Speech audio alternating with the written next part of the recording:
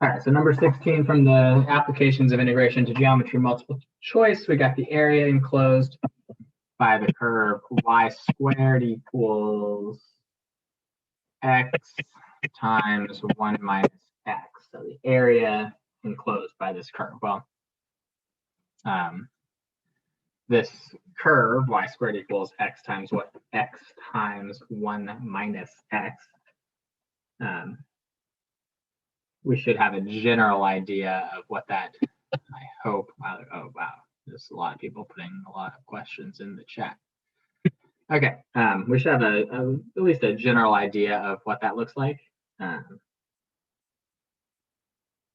One thing we could do if we're not sure, though, is you can always take the square root of it and just start plugging in values. Right? But we should know what y squared equals x times 1 minus x is, because if we distribute this out, this is y squared equals x minus x squared, or x squared plus y squared equals x, or x squared minus x plus y squared equals 0. And you should note that that's the equation of a circle, right? And so in order to put this circle into standard form, this would be x squared minus x, and then you have to do a plus 1/4 here. And if I put a plus 1/4 on this side, I'd put a 1/4 on this side, and you'd see that this becomes x minus a half squared plus y squared equals 1/4. So you'd see that this is a circle with a radius of the square root of a fourth. So radius is half. And if it's a circle with a radius of half, that ought to just be pi times the radius squared. So you don't even have to do any calculus for this one. You should end up getting, I guess I should have looked at the answer choices for this one before I just did it the easiest possible way here. Pi before. But you note that this is a circle, as we noted when we put that into standard form. Cool. It's a circle that is centered at 1/2 0, and that has a radius, like I said, of a half. And so this is the circle that we're looking at here. And we could rewrite this as y equals root x times 1 minus x. And the integral of that then should go from 0 to 1 here, would be the two places where it intersects. And so if we were to integrate square root of x times 1 minus x, or square root of x minus x squared from 0 to 1, that'd give us the top half of this.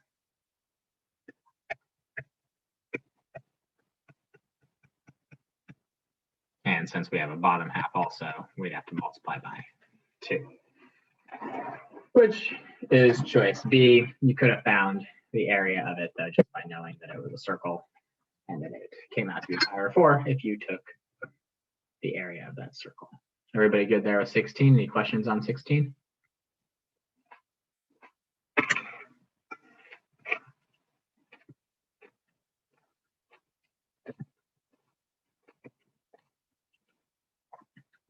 All right, next one, 17.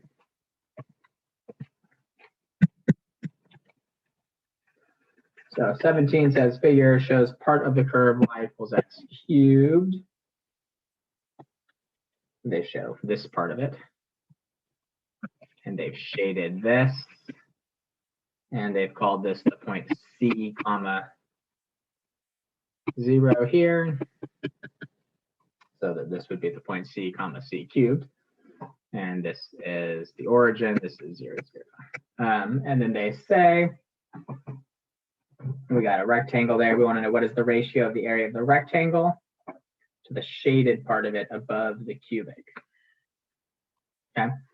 So the shaded part of it above the cubic, right, this shaded part up here, ought to be, this is the point C, comma C cubed. And if y is c, then if x is c, then the value of y is c cubed. So we know that this line here is the line y equals c cubed. So there's two different ways we could go about this, and I'm, right offhand, I'm not actually sure which way is going to make us a nicer value here. So we'll just feel like we'll just do it doing the linear c. We could do it in terms of y. I think we'll just do c cubed, the upper function, minus x cubed, the lower function. We're going to integrate that from 0 to c, and that should be the area of the shaded region. And so we're going to do that and compare that as a ratio to the area of the rectangle. And the area of the rectangle ought to be c to the 4th, right? C times c cubed.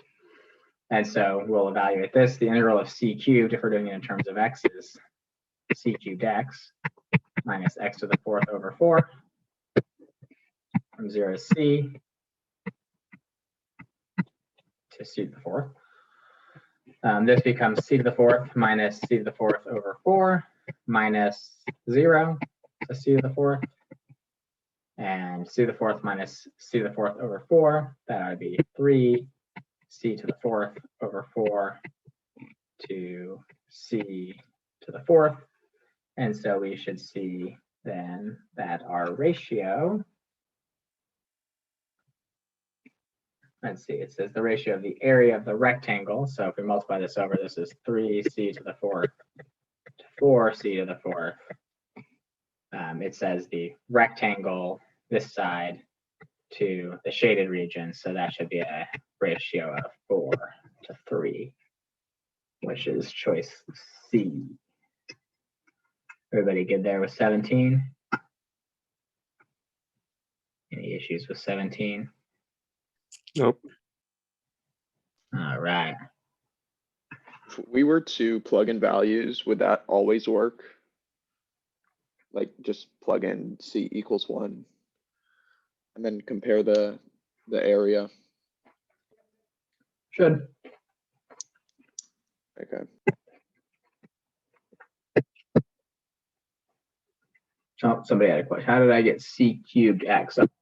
Well, I'm integrating c cubed, which is a constant, with respect to x. So the integral of a constant is just that constant times the variable. Does that make sense?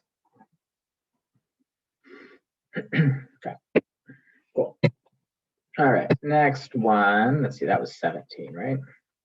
Next one is 25.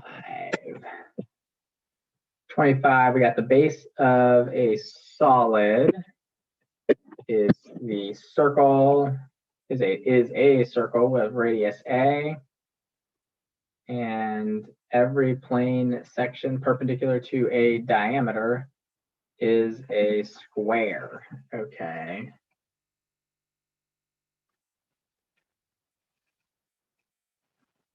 Okay, that's a poorly worded question that I wouldn't expect for you to necessarily see it quite worded that way, but that's fine. Here's our circle with a radius A. Here's a diameter. Pick any diameter. And then any cross section perpendicular to that. What did it say it was? Was a square? Is that right? Yeah, square. So there's our square. We have a radius of A. We have squares coming out of here. And so we need to know what the equation of this circle is. Well, the equation of that circle should be x squared plus y squared equals its radius squared. Well, if its radius is a, that should be x squared plus y squared equals a squared. And we should be able to then solve that for y. Y equals the square root of x squared minus a squared. And the length of one of the sides of these squares ought to be 2y. Right? this distance here is 2y, since that's y and that's y. So our area should be 2y squared, or 4y squared, which ought to be 4 times x squared minus a squared. And we need to integrate that with respect to x from negative a to a, or we could have two of those from 0 to a if we wanted to make life a little bit easier. Pull the 4 out, so that's 8. Integral of x squared is x cubed over 3. Integral of a squared is minus a squared x, since we're doing it with respect to x, from 0 to a. And you plug in your value for a, you got to get 8a cubed over 3 minus 8a cubed minus 0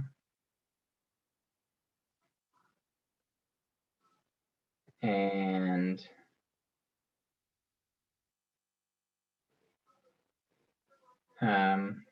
did I get, oh, not x squared minus a squared. Flip those around, a squared minus x squared. Sorry, I was gonna say I got, these should be flipped. These should be flipped, which should make this, I should go back and rewrite all of that. I will do that. Sorry, I just got a little ahead of myself there. It's a squared minus x squared. It's not x squared minus a squared.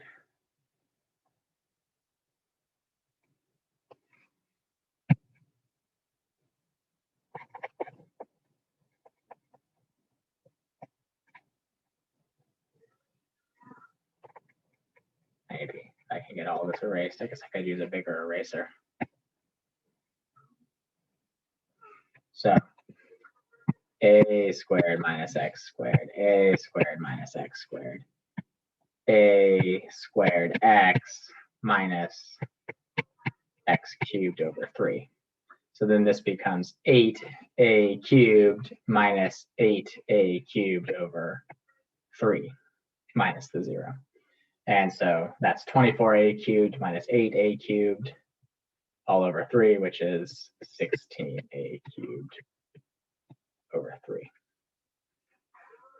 which should be choice D. Yeah, sorry about that. I just subtracted that the wrong way, but does that make sense to everybody? Why did you drop the square root when you put it into the integral, where it goes from square root of a squared? Oh, okay, you were plugging it into that. 4y squared, so there's my 4, and that's y squared.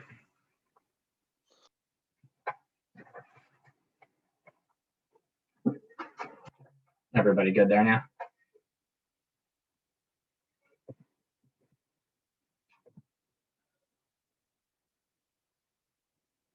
Okay. Next one is 27. Let's see.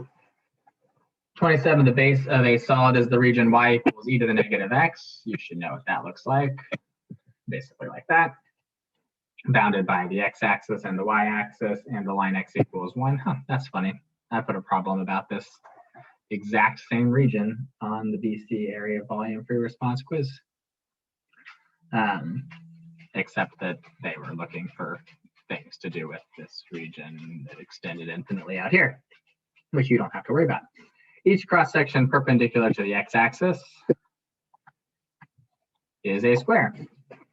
We wanted the volume of the solid, so if we're just looking for this area here, area of this cross-section ought to be the length of this squared, so that'll be, the area is e to the negative x squared, or e to the negative 2x, and we'll integrate e to the negative 2x dx from 0 to 1.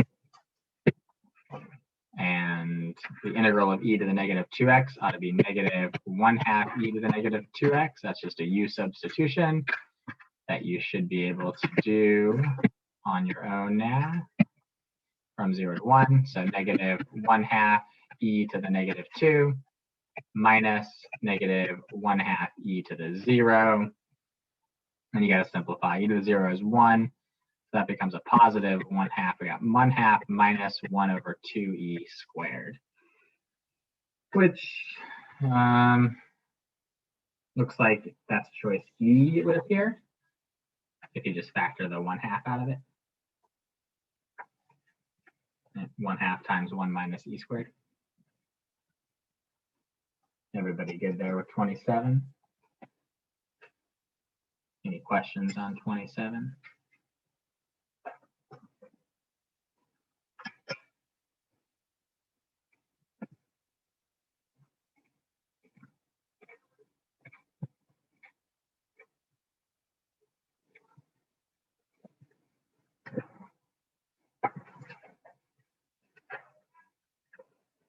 All right.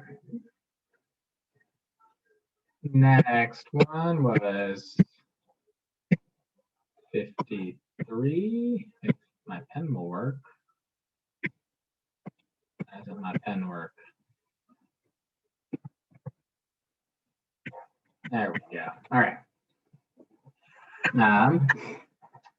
Okay, so 53. We've got a sphere of radius r is divided into two parts by a plane. Okay. At a distance h from the center, the volume of the smaller part equals. Okay. So let's see here. We've got, is that a sphere, right? Yeah, a sphere of radius r. Okay, so if we have a sphere of radius r, let's pretend like we've taken a semicircle and revolved it around the x-axis to give us a sphere with a radius of r. And let's see here.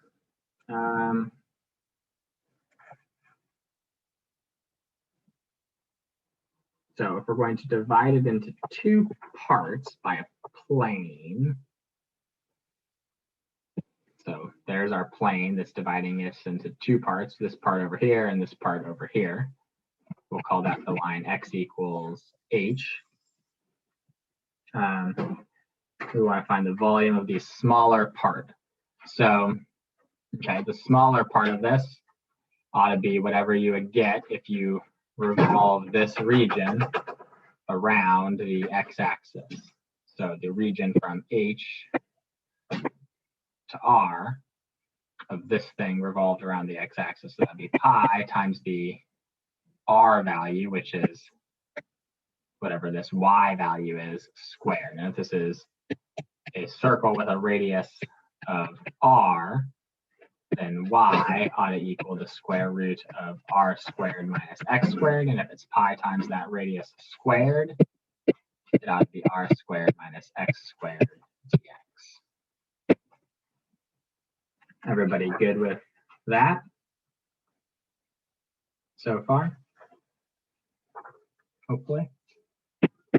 Okay, so pi, and then now we'll integrate with respect to x. So that'll be r squared x, because that's just a constant. And minus x cubed over 3, evaluated from h to r. We got pi times r cubed minus r cubed over 3, minus r squared h minus h cubed over 3. And let's see here. This is 2/3. We'll say 2/3 pi r cubed. And then this is minus r squared h, or pi r squared h. And then this is plus pi h cubed over 3. I'm sure that looks like one of these.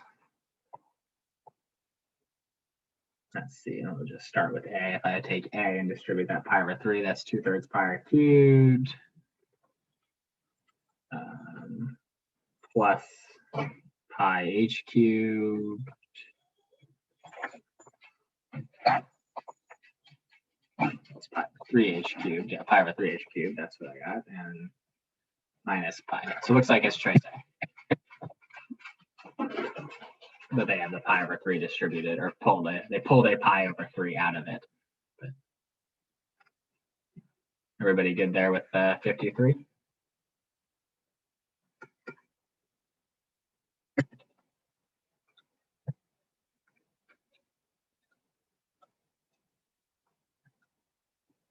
All right.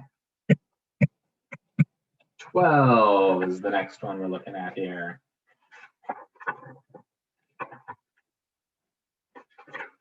Maybe. Okay. On one page. We want the total area bounded by the cubic x equals y cubed minus y. And the line x equals 3y. So we got x equals y cubed minus y, and we got x equals 3y. So first off, we got to graph these things. So x equals 3y is the same as y equals x over 3, or 1/3 x. So that's just going to be a line with a slope of 1/3. And then x equals y cubed minus y. Well, we know that we should be able to factor that. X equals y times y squared minus 1, which means that x will be 0 if y is 0 or y is positive or negative 1. So we know that here and here and here we're going to have intercepts, and that we're going to have a cubic that's going to stretch through this region. It should look something like that. And we're going to intersect up here at some point, intersect down here at some point.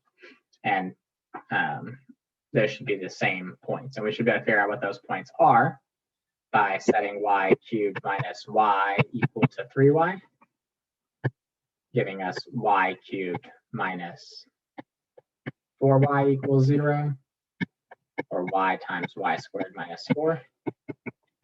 So y equals 0, y equals plus or minus 2 is where those should intersect. And so if y is 2, x is 6, so that'd be 6, 2.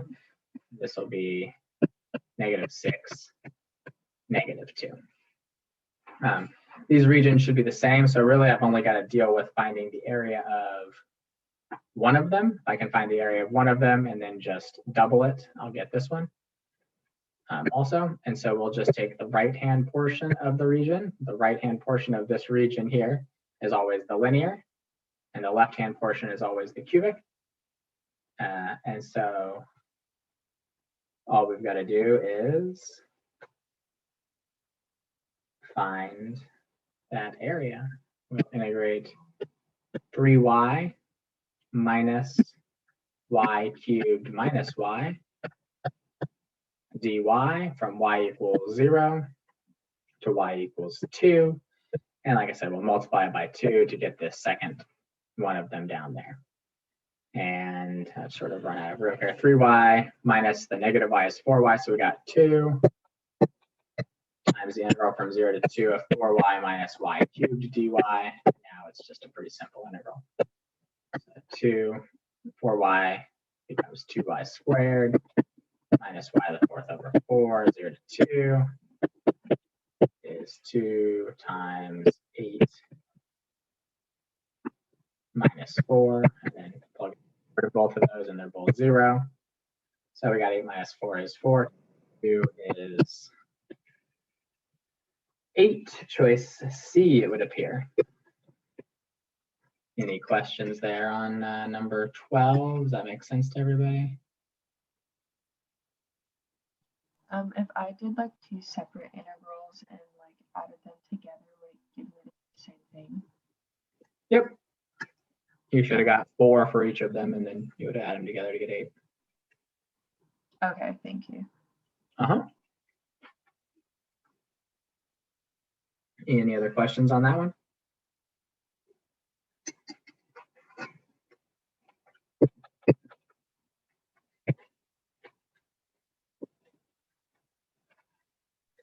Nope. All right, number 50 is the next one here. Oh, I've gone too far now. All right, so for number 50, we're talking about 3x minus x squared.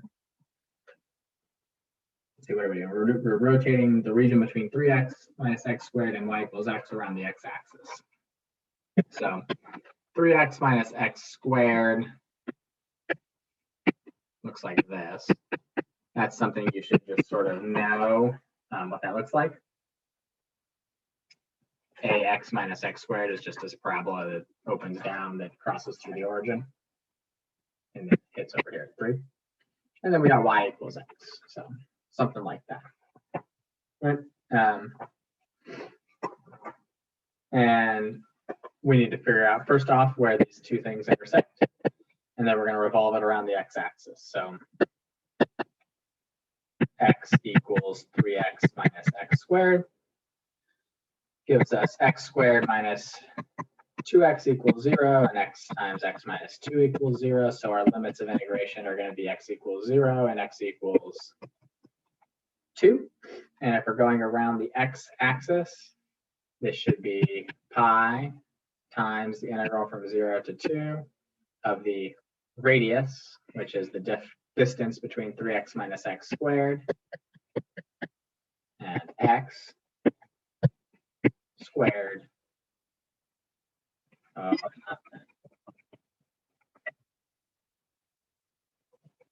Let's write that back. 3x minus x squared, outer radius squared, minus inner radius squared dx. I almost did the thing that is the bad thing that you should never do, which is subtract them and then square first. Always square and then subtract. Good or no?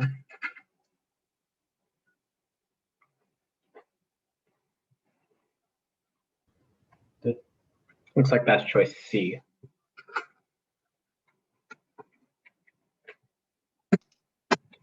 I have just a quick question on that one.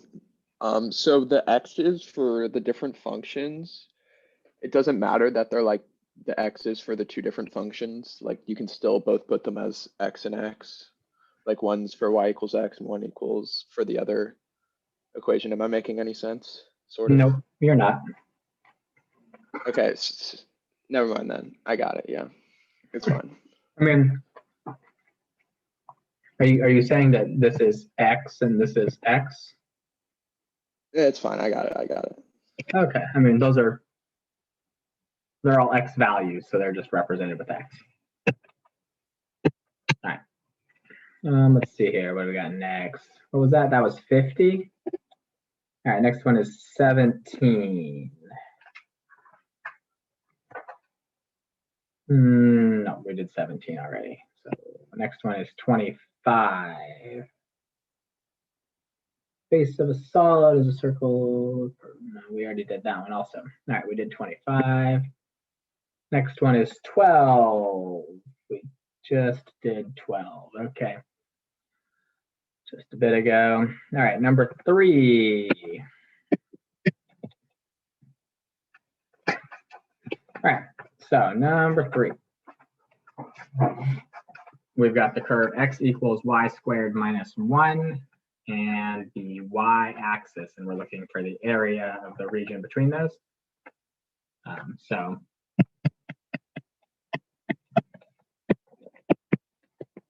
you should hopefully know what x equals y squared minus 1 looks like, right? It's just a parabola turned on its side that's been shifted to the left 1 unit. So there's x equals y squared minus 1. We're looking for the area between that and the y-axis, right? That we said.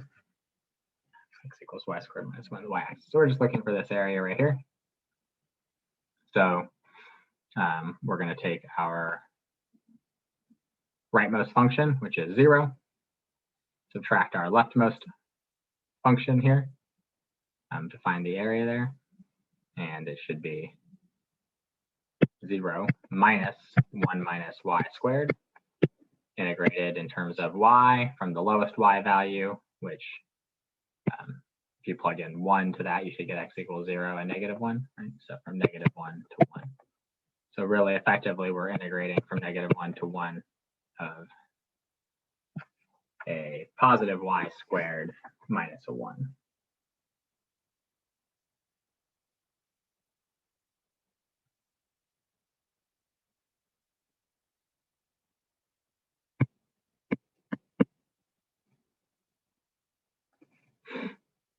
Which ought to give us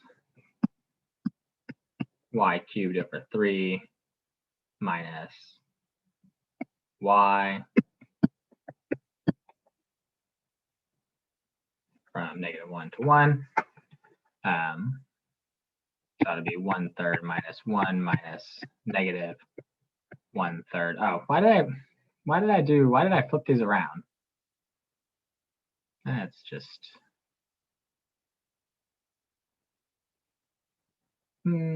yeah, no, this is right. Yeah, no, we're good. Yeah. Should be the rightmost minus the leftmost. That's fine. -1/3 plus 1. And this gives us a value for our integral, which is, what is that? -2/3 minus another 2/3, which is -4/3. That's the value of this integral here, but we take the opposite of that to get 4/3 because we're talking about an area, and an area is always a positive value. So we take the opposite of it. It's below the x-axis, or below to the left of the y-axis, so it comes out as a negative integral. Good or no? So were you supposed to go 0 minus y squared minus 1, or did you do that? I mean, Right. if you integrate 1 minus, so if you integrate 1 minus y squared, that's fine. I mean, technically, you should do the rightmost region minus the leftmost region. But if you did 1 minus y squared and just integrated that, you're going to get the positive value of it, which would be fine as well. Okay. Yeah, you could also have flipped it in terms of x and done it in terms of x, rewritten this thing as, instead of having x equals y squared minus 1, you'd have y equals the square root of x plus 1. And you could have integrated that as well. Done it that way.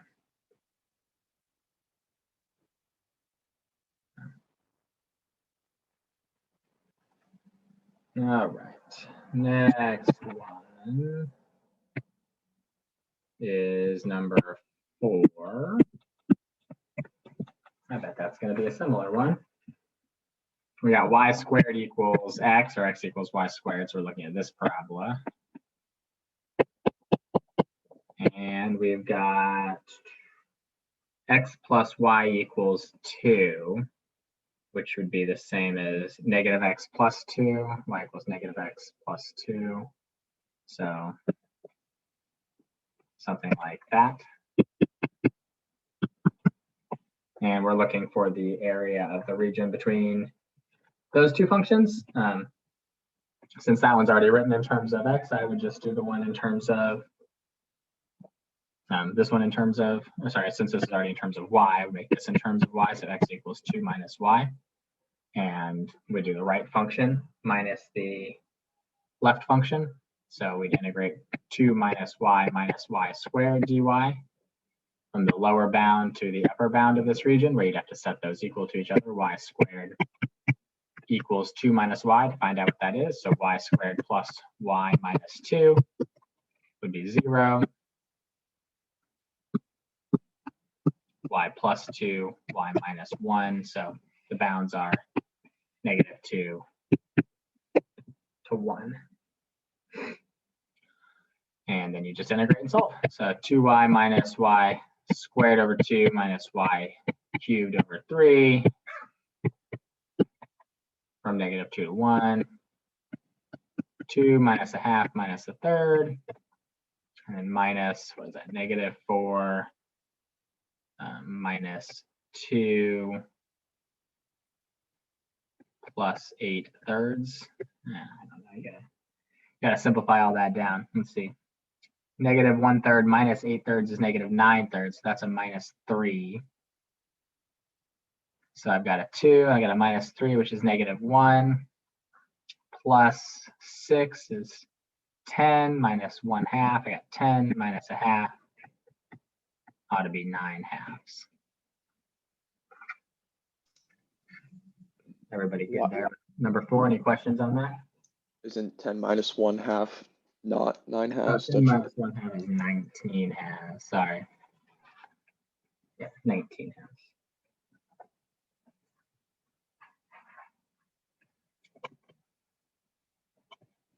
That's not an answer choice, though, is it? Yeah. Oh, why did I say 10? I had 2. What did I have? I had 2 minus 3 is negative 1 plus 6 is 5. Oh, I must have been in my head saying 5. 10/2 minus 1/2 is 9/2.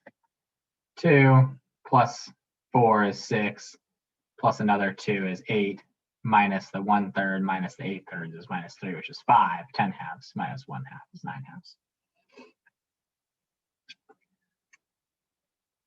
I have a habit of converting that thing in my head and then not writing the denominator with it. A bad habit. Any questions there on 4?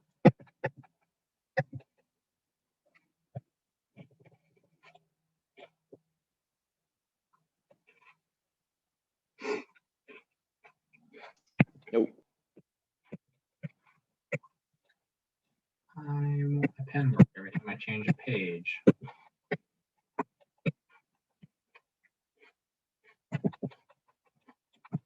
All right, number 5. Let's see, we got the curve y equals 4 over x squared plus 4, which, you know, it looks like this, but if you don't know what it looks like, that's fine. Because you should at least be able to recognize that it's always above the x-axis. 4 is positive, x squared is positive, and another plus 4 is always positive. So you're always getting positive values there. Vertical lines x equals -2 and x equals 2. This thing is symmetric across the y-axis, so you could do 0 to 2 if you wanted to, but you don't need to. If you didn't know that it was symmetric, you could just do -2 to 2 of 4 over x squared plus 4 dx, and then you're just gonna integrate that and get your value. You're gonna have to do a little bit of a u substitution here. So we did a couple of these back in the definite integral one, right? Where first off, we could take the 4 out of there. That's 4 times the integral from -2 to 2 of 1 over x squared plus 4. But if I take the 4 out of 1 over x squared plus 4, I have 4 times x squared over 4 plus 1 dx. And then I can pull this 4 out, which just makes this a 1 again. So now I'm looking at -2 to 2 of 1 over x over 2 squared plus 1 dx. And we did the u substitution where u is x over 2. And so I needed to put a 1/2 in here, which I needed to put a 2 out there. And it became 2 times the integral from -1 to 1 of 1 over u squared plus 1 du. Since u was x over 2, this became -1, this became +1, and this became 2 inverse tangent u from -1 to 1, and the inverse tangent of 1 is pi over 4, inverse tangent of -1 is -pi over 4. So we got 2 times pi over 2, which should be pi, which looks like that's choice D. Any questions there on number 5?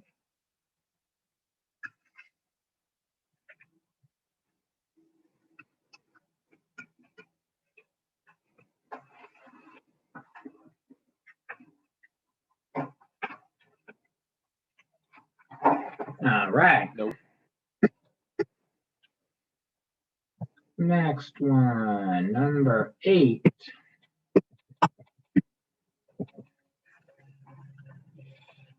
Let's see. In the first quadrant, bounded below by the x-axis and above by the curves y equals sine x and y equals cosine x. So that's not really well worded, but that's fine. Bounded below by the x-axis, above by sine x and cosine x. So I assume they're just talking about this region right here. I would guess. Wouldn't it go on forever though? Like, Yeah, I mean, that's why I'm saying it's pretty poorly worded. I'm assuming they're just talking about that singular piece of it. I mean, there should be a bunch more of those. Didn't restrict a domain. Yeah, I mean, like I said, it's poorly worded because there's going to be a bunch more that look just like that over here, and then another 2π later, and then another 2π later. But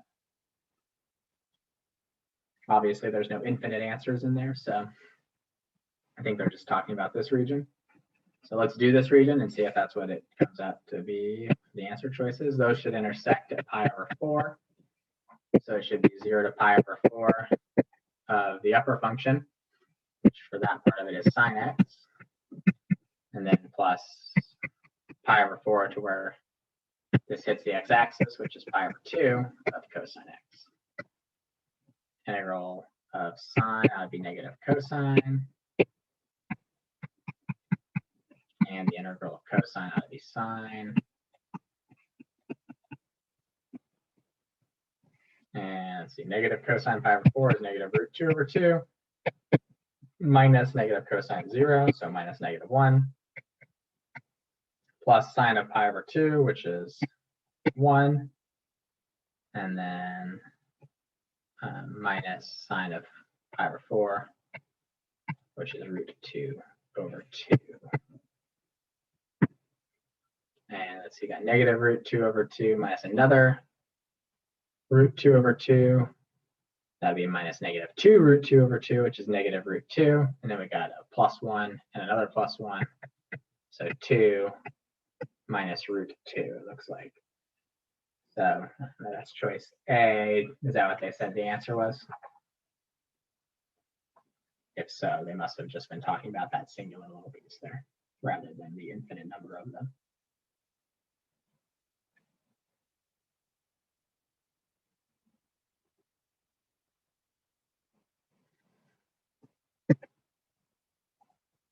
I'll assume the answer was supposed to be A. All right, next one, number 10.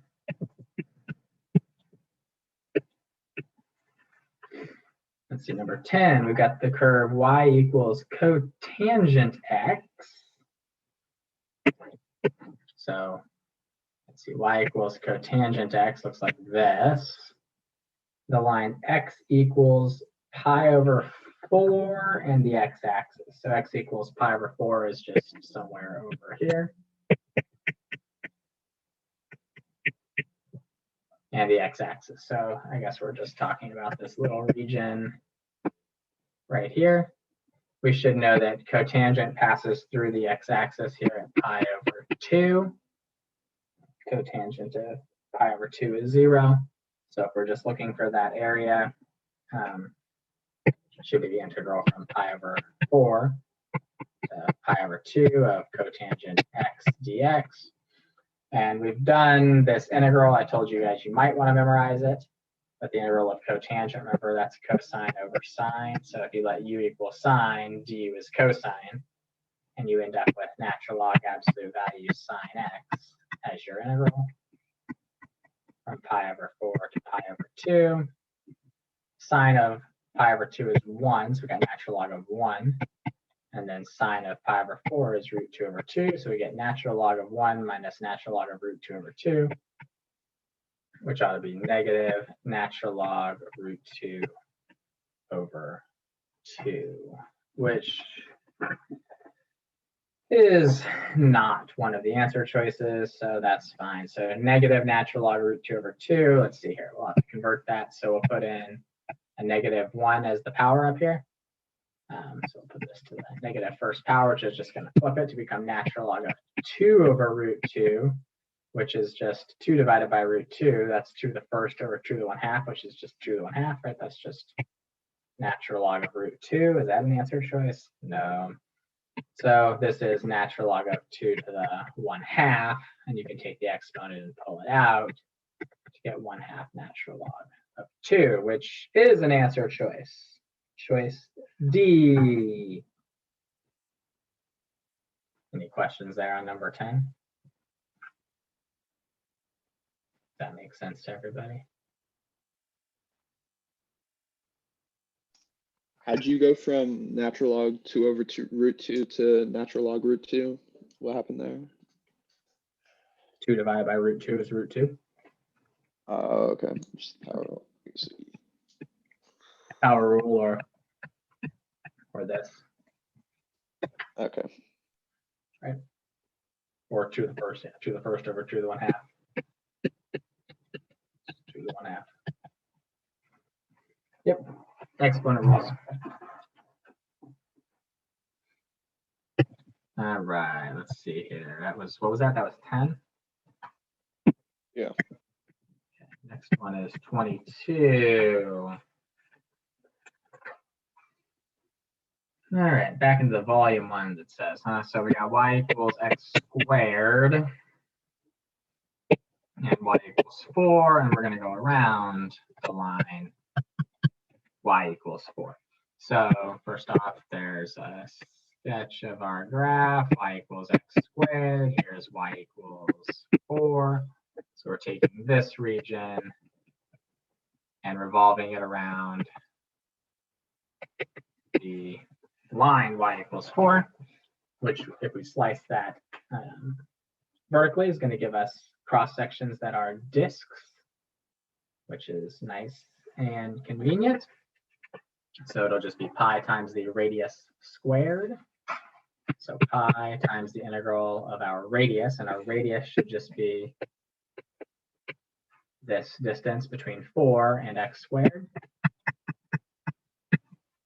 4 minus x squared dx, and then we need to find our limits of integration. So if y is 4, x squared equals 4 tells me x is positive or negative 2.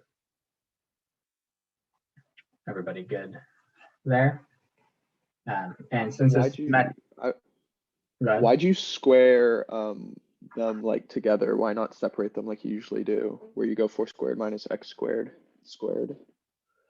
Because this time we are looking for, it's pi. It's not a washer cross section. It's a disk cross section. There's no gaps in here, and so I'm just looking for this radius.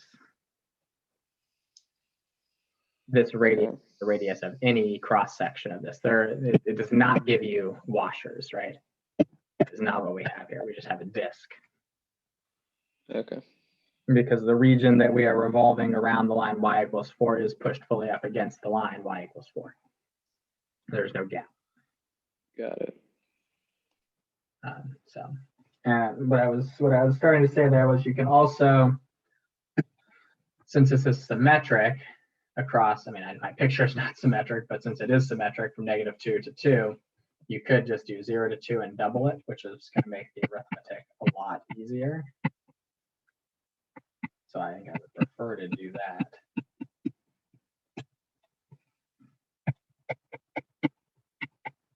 And we just integrate. And solve. So 32 minus 64 thirds plus 32 fifths. And I don't know. I don't know what that comes out to be. What's 32 times, let's see, 32 times 15.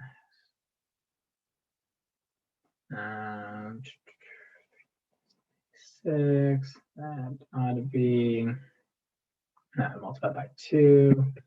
Looks like that's 512 pi over 15. Is that an answer choice? Yeah. Yeah.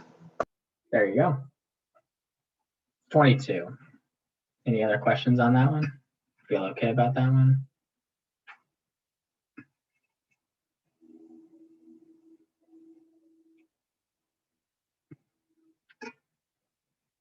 All right. Let's see, 26.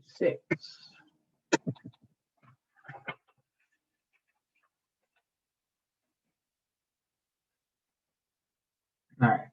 At the base of a solid is the region bounded by the line x squared equals 8y. So effectively, y equals 1/8 x squared. So very shallow looking parabola, and then the line y equals 4. And each plane section perpendicular to the y-axis is an equilateral triangle. We're going to find the volume. So area of the cross section is the side squared times √3/4. Very convenient formula that you really want to know for the area of an equilateral triangle. The side length here is, well, this is just y. Or sorry, this is just x. So my side length ought to be, this is another x, so that ought to be, it looks like a face, look at that. Our side length ought to be 2x, so 2x squared ought to be 4x squared. √3/4, or just x squared √3. But since the cross sections are perpendicular to the y-axis, we need to do this all in terms of y, and so x squared equals 8y tells us that this is 8y √3 is the area of a cross section, and we'll just integrate 8y √3 from 0 to 4. And yeah, the 8 √3 is just a constant. Integral of y is y squared over 2 from 0 to 4, which looks like that's 64 √3.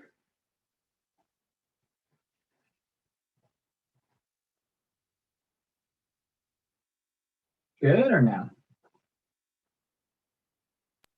Good. Any questions there on 20, what was that, 26? 26. All right, last one that somebody has asked for is number 10, which we just did a minute ago. So that's all anyone's asked for. Anybody have any other ones they want to talk about? Any other ones they want to do?